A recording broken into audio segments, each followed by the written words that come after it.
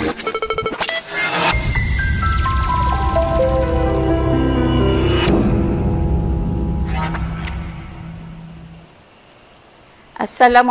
warahmatullahi taala wabarakatuh. Sihat ke anak-anak? Kita teruskan pelajaran kita hari ini, iaitu dalam bidang pembelajaran yang terakhir, iaitu pembiakan seks, perkembangan dan pertumbuhan dalam manusia dan haiwan. Dan kita teruskan dengan standard kandungan kita, iaitu pertumbuhan dalam manusia dan haiwan. Okey, kita lihat dahulu dengan standard pembelajaran kita. Ada berapa standard pembelajaran kita hari ini? Okey, yang pertama ialah menerangkan maksud pertumbuhan organisma. Yang kedua, menentukan parameter untuk mengukur pertumbuhan manusia dan haiwan. Dan yang ketiga, memerihalkan pertumbuhan serangga, metamorfosis lengkap dan metamorfosis tidak lengkap. Okay, yang keempat, menganalisis fasa pertumbuhan dalam lengkung pertumbuhan sigmoid manusia dan haiwan. Dan seterusnya, yang terakhir, mencerahkinkan lengkung pertumbuhan berbentuk tangga bagi haiwan berangka luar. Okey, dah bersedia anak-anak? Kita tengok apa seterusnya. Tahukah anak-anak bagaimanakah pertumbuhan pada manusia dan haiwan berlaku? Okey, untuk standard kandungan yang lepas, kita dah belajar untuk perkembangan fetus, kan? Yang ni kita mulakan pula untuk pertumbuhan manusia selepas kelahiran. Okey, kita terus jom bersama cikgu. Okey, Cikgu Mazina binti muda daripada Sekolah Menengah Sains Tengku Muhammad Faris Petra. Okey, kita teruskan. Ini cuba perhatikan, ini adalah peringkat pertumbuhan pada manusia. Agak-agak awak kat mana peringkat mana? Kalau sekarang ni awak dikira remaja, kan, berusia 16 tahun. Awak boleh tak nak balik semula kepada peringkat bayi? Boleh tak? Tak boleh, kan? Kita akan teruskan pertumbuhan kita ke peringkat yang seterusnya, dewasa, tua dan kematian. Okey, jadi apakah yang dimaksudkan dengan pertumbuhan organisma? Kalau kita tak boleh dah nak balik kepada peringkat bayi atau kanak-kanak, menunjukkan pertumbuhan ini adalah proses yang kekal dan tidak berbalik. Di mana dia melibatkan pertambahan bilangan sel, saiz, isi padu dan jisim badan organisma. Tentu anak-anak, kan, dulu kita kecil, tapak kaki kita sebesar 2 jari, tapi sekarang tapak kaki kita besar, lebih besar daripada tapak kaki ibu dan ayah kita. Jadi di situ menunjukkan berlakunya pertambahan bilangan sel. Okey. Dan ia juga, pertumbuhan juga melibatkan pembezaan dan pengkhususan sel serta kerencaman bentuk dan fungsi sel. Jadi anak-anak, kan, semua dah tahu apabila sel membahagi, bertambah bilangannya, dia akan mula membeza. Membeza menjadi sel-sel yang khusus, dan menjadi lebih rencam atau lebih kompleks mengikut fungsi yang akan dijalankan oleh sel tersebut. Dan seterusnya, apabila berlaku pertumbuhan pembahagian sel, pembezaan, seterusnya berlaku perkembangan dan kematangan untuk sistem badan. Misalnya sistem keimunan, sistem pembiakan. Jadi ini membolehkan pembiakan berlaku dan menjamin kesinambungan spesies itu. Okey, itu yang dimaksudkan dengan pertumbuhan organisma. Okey, seterusnya kita lihat kita sekarang mengalami pertumbuhan. Bagaimana kita nak mengukur pertumbuhan kita? Anak-anak kan selalu timbang berat badan, ukur tinggi, kan? Itu adalah parameter untuk mengukur pertumbuhan. Yang pertama tu kita nak mengukur berlaku perubahan bila dah berlaku penambahan bilangan sel, maknanya memberi kesan kepada saiz atau individu. Tu kan kita ukur tinggi kita, cuba tengok tu. Bayi ukur lilitan kepala, itu juga adalah menunjukkan parameter untuk mengukur pertumbuhan bayi. Dan kalau tikus tu macam mana pula nak ukur pertumbuhan dia? Boleh kita ukur panjang ekornya. Jadi parameter untuk saiz atau isi padu ini dia adalah mudah kita ukur. Mudah kita gunakan sebagai ukuran pertumbuhan. Mudah dan cepat dikendalikan, dan organisma yang kita nak kaji itu nak tahu pertumbuhannya itu, kita tak perlu nak bunuh mereka. Okey. Cara yang kedua, parameter yang kedua ialah kita mendapatkan jisim kering. Apa yang dimaksudkan dengan jisim kering? Maknanya jisim tanpa air. Biasanya kita menggunakannya untuk mengukur pertumbuhan tumbuhan. Di situ cikgu berikan contoh pokok jagung di situ. Jadi apabila untuk mendapatkan jisim kering, maknanya kita memerlukan sampel yang banyak. Kita kena keringkan dahulu. Bagaimana nak keringkan? Kita masukkan dalam ketuhar pada suhu 100 darjah Celsius. Kenapa 100? Sebab itu ialah takat didih air, supaya air dapat disingkirkan. Kita perlu ambil sampel dahulu. Katalah kita nak dapatkan jisim kering pada hari yang ke-10 katalah kita ambil pokok jagung ini sampelnya, kemudian kita bersihkan, keluarkan tanah daripada akar, kemudian kita masukkan dalam ketuhar. Dan kita kena masukkan banyak kali supaya kita dapat jisim yang tidak berubah. Jisim itu tetap itu, bila dah sampai tetap, itulah dikatakan jisim kering. Okey. Dan seterusnya, yang ketiga, parameter yang ketiga ialah jisim segar. Kalau jisim segar, mana yang awak timbang tu itu merupakan jisim segar, sebab termasuk dengan juga berat untuk air dalam badan kita. Jadi ia adalah sesuai untuk kita mengukur kadar pertumbuhan manusia dan haiwan. Kita boleh tentukan bila-bila masa kita boleh timbang. Dan organisma ini tidak perlu kita bunuh. Tapi ia adalah tidak tepat kerana kandungan air dalam badan boleh mempengaruhi keputusan. Misalnya kita nak kira jisim segar untuk tumbuhan. Tumbuhan kan dia ada banyak air. Jadi kalau kita buat katalah kita nak ambil jisim segar tumbuhan, selepas kita siram pokok, nampaknya jisim segar akan bertambah. Jadi tidak berapa sesuai untuk tumbuhan. Jisim segar biasanya untuk manusia dan haiwan. Okey, seterusnya kita tengok yang berikutnya pula ialah fasa pertumbuhan. Sekarang kita dah tahu kan maksud pertumbuhan. Jadi fasa pertumbuhan pada lengkung pertumbuhan sigmoid bagi manusia dan haiwan. Pernah dengar tak lengkung pertumbuhan sigmoid? Okey, lengkung pertumbuhan sigmoid ni macam ni.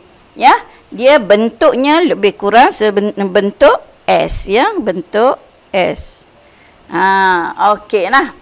Jadi kalau kita perhatikan di situ, lengkung sigmoid ini, pertumbuhan sigmoid, kita dapat macam mana? Kita nak dapat lengkung itu. Kita gunakan parameter tadi yang cikgu terangkan tadi. Tak kiralah kita ambil ukur panjang ke, ukur tinggi ke, jisim kering ke, atau jisim segar melawan masa. Kita plotkan, kita akan dapat lengkung sigmoid macam ni. Dan kebanyakan organisma menunjukkan lengkung pertumbuhan berbentuk S ini. Lagi sekali cikgu tunjukkan di situ. Okey, dalam lengkung pertumbuhan sigmoid ini kita boleh nampak ya ada banyak fasa pertumbuhan di situ. Tu yang kita nak belajar tu ya. Okey. Pertumbuhan itu kita nampak ya, ia berlaku secara beransur-ansur dan selancar. Ya, beransur-ansur dan selancar. Okey, kita nampak di situ ada 6 fasa. Ya, boleh perhatikan, boleh tengok ya buku teks atau modulnya. Dia ada 6 fasa, iaitu fasa permulaan, fasa pertumbuhan pesat.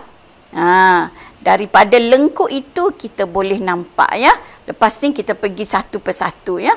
Kemudian fasa pertumbuhan perlahan, fasa matang. Okey, nampak di situ fasa matang. Okey, dan fasa penuaan ya, fasa penuaan dan seterusnya fasa kematian. Sabar ya, lepas ni kita tengok satu-satu. Okey, ni jelas kan? Ada 6 ya, 6 fasa. Okey, dan cuba kita tengok ya, kita ambil contoh untuk memahami ini. Kita ambil pertumbuhan bagi manusia yang tadi ya, yang saya berikan peringkat tadi. Peringkat ya, pertumbuhan untuk manusia. Jadi awak ni agaknya kat mana ya? Fasa pertumbuhan pesat ke? Ya ke? Ke fasa pertumbuhan lambat? Ya, perlahan.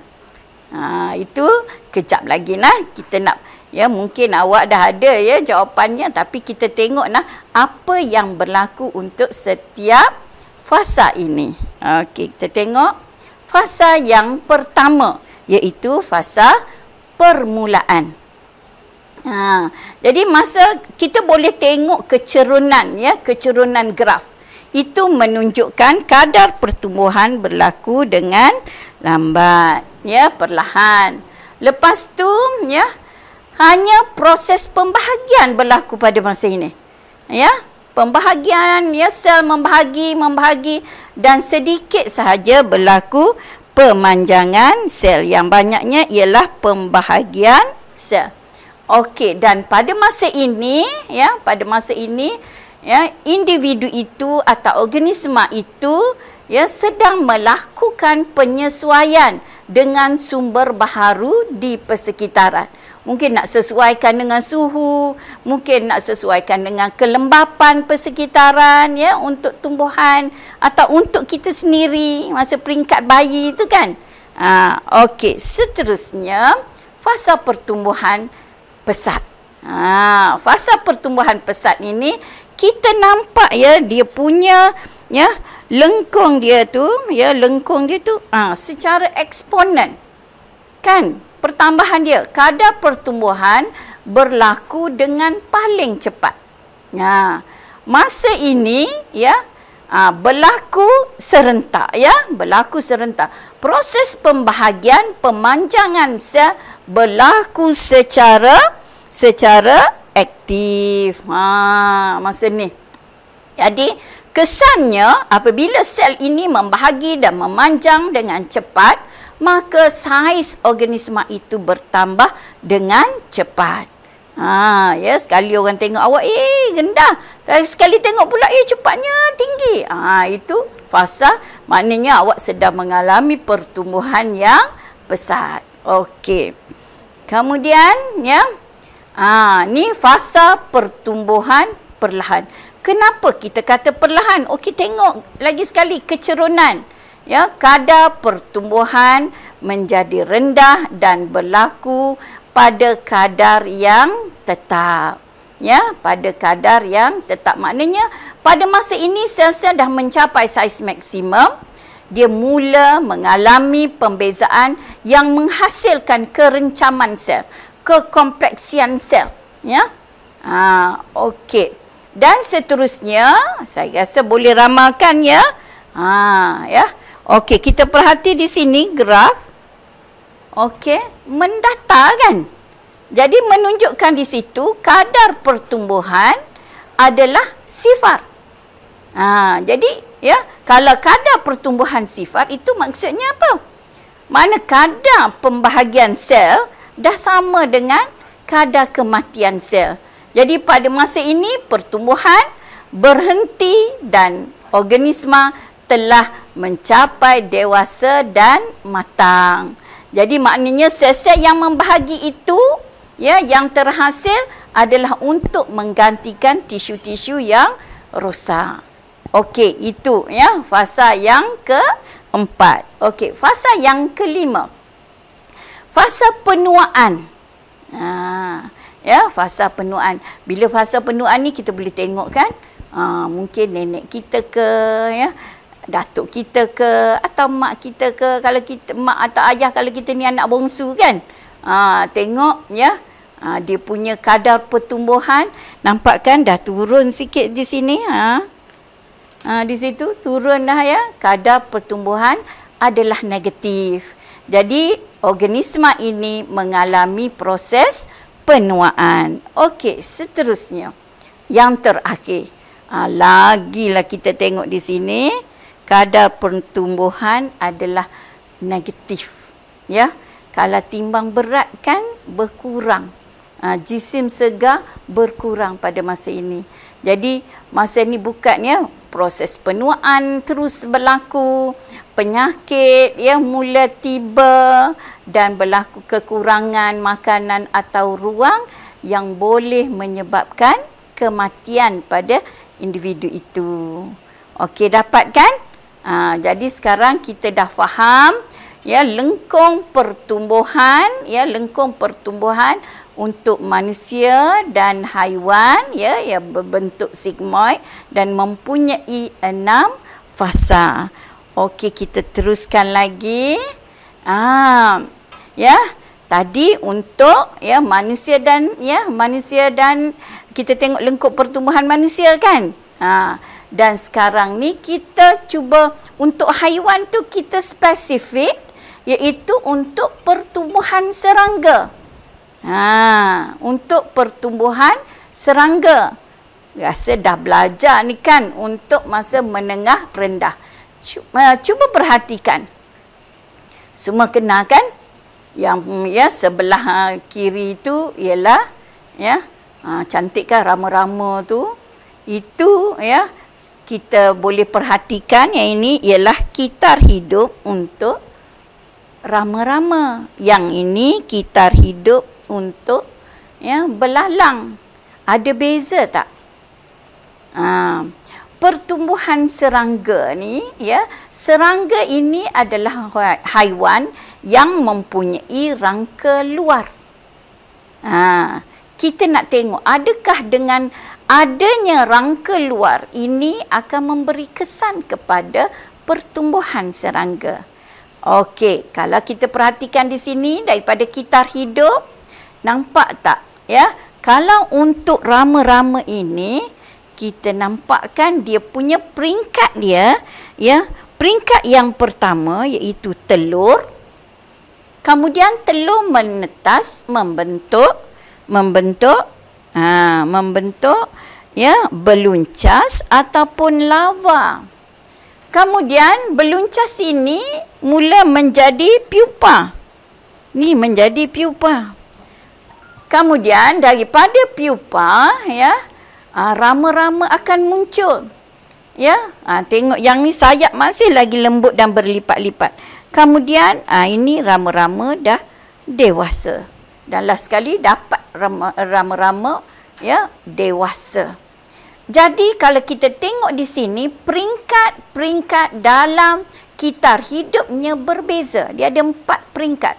Telur ya, larva, pupa dan dewasa. Jadi bagi rama-rama ini ya ianya mengalami metamorfosis lengkap. Ya sebab ada 4 ya peringkat yang berbeza dalam kitar hidupnya. Tetapi kalau kita perhatikan untuk belalang. Cuba perhatikan daripada telur ya, telur yang disenyawakan ya. Kemudian telur menetas membentuk anak belalang. Ya, kita sebut anak belalang ke? Kita sebut peringkat nimfa. Ya, nimfa. Ni ya, nimfa yang pertama, nimfa yang kedua. Ni ya dia. Sampailah ke peringkat dewasa. Cuba perhatikan. Nimfa ini, peringkat nimfa, ya, ada 5 nimfa. Adakah sama dengan peringkat dewasa? Sama kan? Maka untuk belalang, ia mengalami metamorfosis tidak lengkap. Kalau untuk rama-rama tadi, ia mengalami metamorfosis lengkap. Yang ini tidak lengkap. Jadi apakah daripada penerangan cikgu tadi, apakah yang dimaksudkan dengan metamorfosis? Ia adalah merujuk kepada perubahan. Morph itu ialah rupa bentuk, ya. Perubahan rupa bentuk yang berlaku dalam kitar hidup haiwan dari peringkat telur yang tersenyawa hinggalah peringkat dewasa. Okey, ya, boleh bezakan, ya. Okey, seterusnya. Tadi kita dah melihat kepada pertumbuhan kepada serangga berdasarkan kitar hidup. Dia ada 2 jenis, yang mengalami metamorfosis lengkap dengan tidak lengkap. Jadi sekarang kita lihat bagaimana lengkung pertumbuhan bagi haiwan berangka luar, yang mempunyai rangka luar. Ianya berbentuk seperti tangga. Jadi kita lihatlah untuk rangka luar, ianya ni kita ingat baliklah untuk belalang, kenalkan belalang kan. Rangka luarnya keras dan dibina daripada kaitin. Dan ia, kalau rangka luar ini boleh menghadkan pertumbuhannya. Jadi kalau ia nak semakin bertambah saiznya, maknanya rangka luar ini perlu ditanggalkan. Perlu ditanggalkan untuk membolehkan pertumbuhan berlaku. Jadi proses menanggalkan atau menyalinkan rangka luar dengan rangka yang baharu ini untuk membolehkan pertumbuhan dan perkembangan, ia dinamakan ekdisis. Dinamakan ekdisis. Proses ini dikawal oleh hormon. Awak boleh perhatikan pada gambar foto yang ada pada slide. Kalau yang ini, perhatikan yang ini. Yang itu rangka, rangka yang lama, rangka yang lama. Tapi kalau yang nampak yang putih ini, yang ini dikira sebagai rangka baharu. Di sini dah berlaku proses, proses ekdisis. Okey, kita tengok, kita akan pelajari, kita akan pelajari bagaimana ekdisis ini berlaku pada belalang. Dan kita tengok juga bagaimana yang dikatakan lengkung pertumbuhannya berbentuk tangga. Kenal semua tangga kan? Macam mana dapat bentuk macam tangga tadi? Okey. Ini. Yang dikatakan berbentuk tangga. Okey, Jadi kalau kita tengok di sini, bila kalau untuk pertumbuhan ni biasa disertakan mesti ada graf, Jadi graf ini, biar anak-anak semua pastikan paksi X mewakili apa, paksi Y mewakili apa. Kalau di sini, paksi X ini mewakili masa dengan unitnya hari, dan paksi Y-nya ialah panjang badan. Okey, panjang badan sehingga kepada unitnya milimeter. Okey, dan kita ambil pada belalang ini, cuba perhatikan di sini. Belalang ini ia bermula daripada telur yang disenyawakan dibentuk nimfa 1, nimfa 2, 3, 4, 5 sebelum dewasa. Jadi untuk daripada nimfa 1 kepada nimfa 2 akan berlaku ekdisis dan seterusnya sampai dewasa. Okey, kita lihat ya pada rajah ini berapa kali ya ekdisis. Ya, cuba tengok ni ekdisis ya. Yang pertama, 1 itu menunjukkan ya nimfa 1. Ya. 2 nimfa 2 dan seterusnya nimfa 5. Dan anak panah yang putus-putus itu menunjukkan ekdisis ya, ekdisis bermula.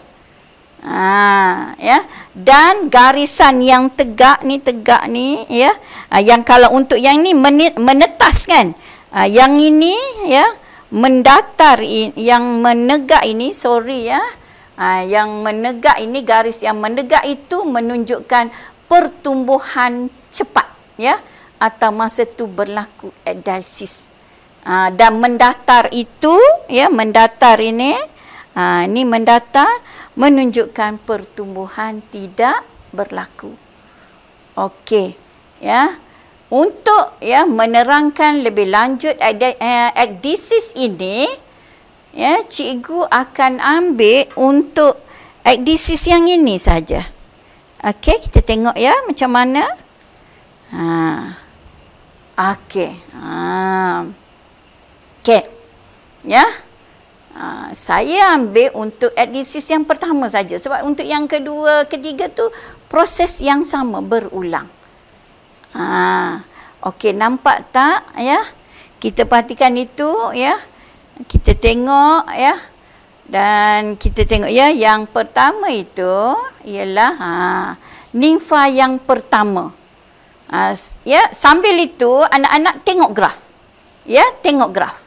Nimfa 1 ya, nimfa yang pertama itu kita tengok ya, ada garis ya, yang garis biru ni putus-putus ni itu menunjukkan okey panjang badan dia ya 30 mm.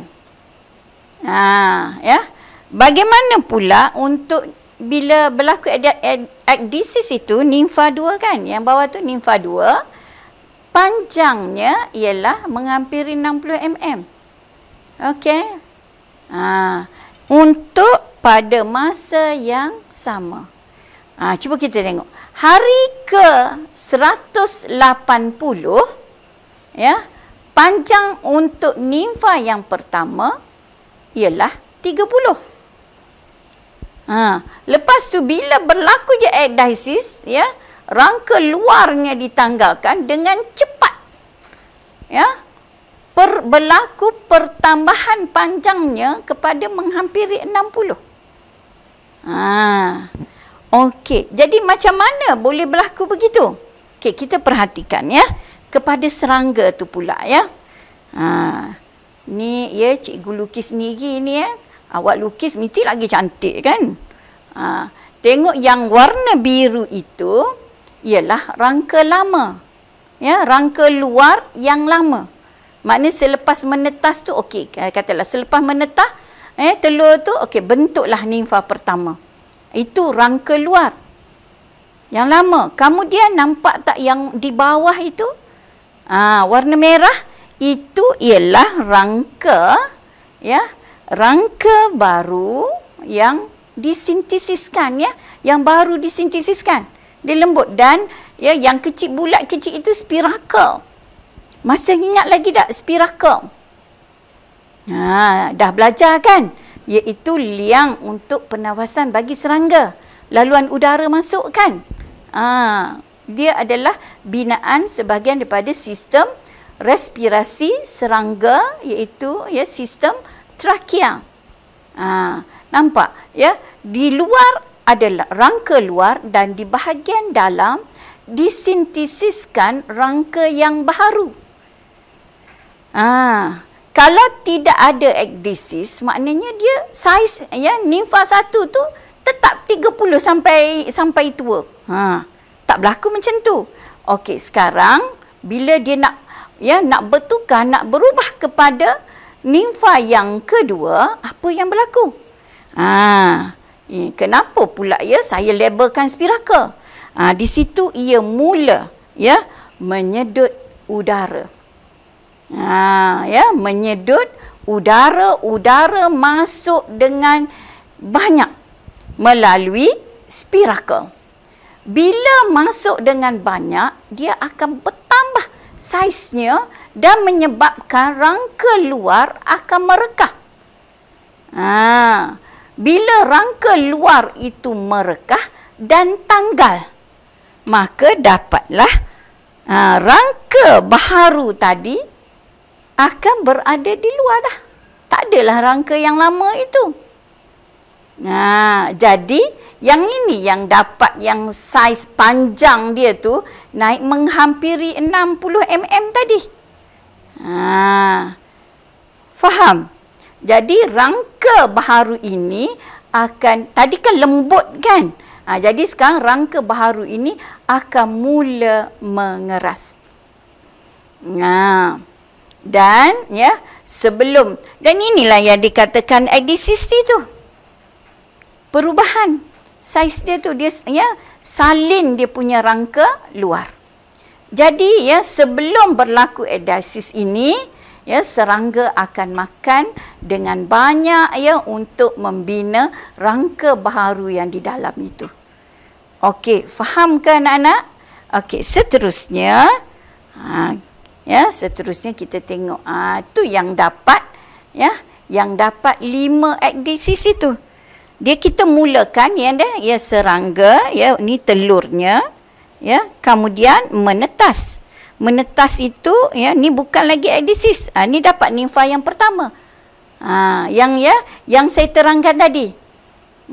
Proses itu berulang-ulang sehinggalah peringkat dewasa. Okey, ya. Okey, adakah ya pola pertumbuhan bagi serangga ini berbentuk sigmoid juga? Adakah menunjukkan peringkat sigmoid? Boleh anak-anak kalau nak dapat. Ya, awak buat koordinat di tengah ini, di tengah, bila sambung kita akan dapat juga berbentuk sigmoid. Okey ya. Boleh cuba kat rumah ya nanti. Okey.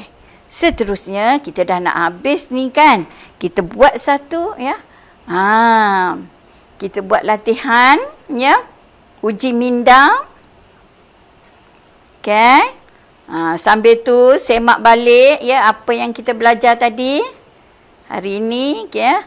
Kita belajar tak banyak ya seperti siri yang lalu. Okey, rajah ini menunjukkan lengkung pertumbuhan seekor belalang yang mengalami adhesis sebanyak 4 kali. Ya, adhesis sebanyak 4 kali. Yang pertama, kedua, ketiga, keempat. Okey, dan itu telur ya, mula dengan telur. Okey, mengapakah panjang badan belalang tidak berubah pada tempoh X? Kenapa? Okey, dapat jawab? Okay, kita cek jawapannya. Okeylah. Sebabnya rangka luar yang keras ini menghalang pertumbuhan panjang badan belalang. Jadi masa ni ya, dia punya saiz dia, panjang dia tetap. Ya, sebab rangka luar itu sedang mengeras. Okey. Kemudian ya, terangkan mengapa terdapat pertambahan panjang yang mendadak. Yang mendadak yang ni, yang menegak tadi. Okey. Ini kerana berlakunya adhesis, iaitu penyedutan udara oleh belalang, dan pada masa itu juga ya tisu baru yang dibina, tisu baru akan dibina itu untuk mengisi ruang badan. Okey. Terangkan lengkung pertumbuhan belalang itu. Ya, gunakan pengetahuan tadi ya untuk menjawab ya, bagaimana dengan lengkung pertumbuhan belalang itu. Perhatikan graf, Okey, apa yang kita nak buat? Buat kerangka dulu ya untuk kita menjawab ini soalan ini. Okey, apa yang kita perhatikan dengan lengkung pertumbuhan ini? Okey, kita tengok. Apa yang kita perhatikan ya, lengkung pertumbuhan itu berbentuk tangga. Kenapa yang dia bentuk tangga? Sebab ya belalang ini mempunyai rangka luar yang keras yang terdiri daripada kitin. Dengan ini ya, dengan ada rangka luar yang keras ini boleh menghadkan pertambahan panjang badan untuk belalang tu, maka tidak berlaku kadar pertumbuhan. Jadi untuk berlaku seterusnya kadar pertumbuhannya, rangka luar baharu yang lembut ya, rangka luar yang baharu yang lembut terhasil di bawah rangka lama. Maknanya dia bina rangka baharu itu. Serangga kemudian menyedut udara dengan isi padu yang banyak untuk menolak rangka luar itu terbuka ataupun merekah tadi ya. Jadi ia akan tertangga. Jadi saiz belalang bertambah dengan cepat dan pertumbuhan berhenti apabila dewasa. Sebenarnya anak-anak ya, saya ya cikgu nak bagi contoh harian. Biasa tak makan ketam? Ya, ketam bukan ya serangga, tapi ketam, kita kan ketam mempunyai rangka luar yang keras. Susah kita nak makan kan? Tapi ada cara untuk kita makan ya ketam yang yang lembut dia punya rangka luarnya. Ni ada ya, kita boleh ambil semasa kita tangkap ketam, semasa berlaku salin kulit. Semasa ketam ini mengalami ekdisis. Jadi bila dia ya salin kulit itu ekdisis, dapat rangka baharu yang lembut, masa tu ya ditangkap ketam. Ya, ini untuk ya dalam jumlah yang banyak lah ya. Okey. Seterusnya ada satu lagi soalan yang terakhir untuk pelajaran kita hari ini. Ni paling mudah ni ya. Antara yang berikut yang manakah berperanan dalam pertumbuhan organisma mati sel? Yang mana satu? Kalau meiosis ya. Kalau meiosis selalunya terlibat untuk pembentukan gamet. Yang mana satu yang berperanan dalam pertumbuhan organisma mati sel? Ya. Yang tadi masa kita nak definisikan, kita nak tahu apa maksud pertumbuhan. Pertumbuhan adalah proses ya, proses yang tidak berbalik melibatkan pembahagian sel. Dia membahagi secara mitosis. Okey, itu jawapannya. Okey anak-anak ya, cuba kita ya, dah habis pelajaran kita hari ini, kita semak balik apakah ya rumusan ya untuk pelajaran kita hari ini ialah ya, satu, anak-anak boleh ya menerangkan maksud pertumbuhan organisma, menentukan parameter untuk mengukur pertumbuhan manusia. Parameter ingat ya, ketinggian, jisim segar ya, jisim kering. Lepas tu memerihalkan pertumbuhan serangga, metamorfosis lengkap dan metamorfosis tidak lengkap. Kemudian menganalisis ya fasa pertumbuhan dalam lengkung pertumbuhan sigmoid manusia dan haiwan, dan akhir sekali mencerahkinkan lengkung pertumbuhan berbentuk tangga bagi haiwan berangka luar. Okey, boleh faham semua anak-anak? Okey, itulah kita sekarang dah menamatkan standard kandungan kita yang terakhir ya. Dan dengan 7 siri bersama dengan cikgu ya, Cikgu Mazinah binti muda ya, daripada Sekolah Menengah Sains Tengku Muhammad Faris Petra. Cikgu doakan anak-anak semua ya berjaya dalam SPM nanti ya. Selamat maju jaya. Assalamualaikum warahmatullahi taala wabarakatuh.